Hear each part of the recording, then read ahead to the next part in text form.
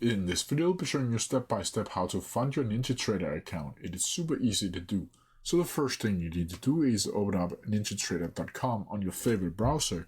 From here, it should look something like this. Now from here, you'll need to go up to the login page and log in to your account, either using your username and password or sign in with your Google ID or Apple ID. Once you're in here, you can see the Home tab, the Trading tab, the Transfer, the Learn, Messages, and Support.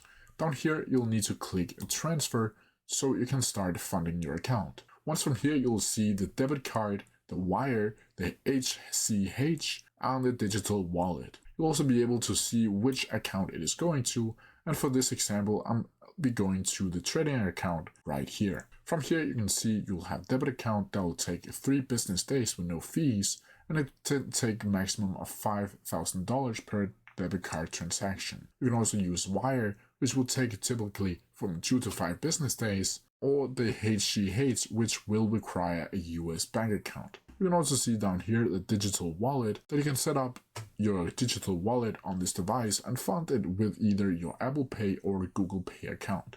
Once from here, you'll need to click on the one that is most suitable for you. And then from here, it'll ask you additional authentication. From here, you'll need to click continue. And from here, it will send you an email with the access code that will just need to write in here and then click continue. From here, you can see the device code you entered is valid. This device has been temporarily authorized to access sensitive information. From here, you'll just need to click continue and click on the specific one again. From here, you will see all of this risk of disclosure, and you'll just need to read all of this and click next. From here, you'll need to click I have agreed and agree to all of it, and click I have read and agreed to the Federal Electric Certification. From here, you'll need to enter your certification or signature and click sign.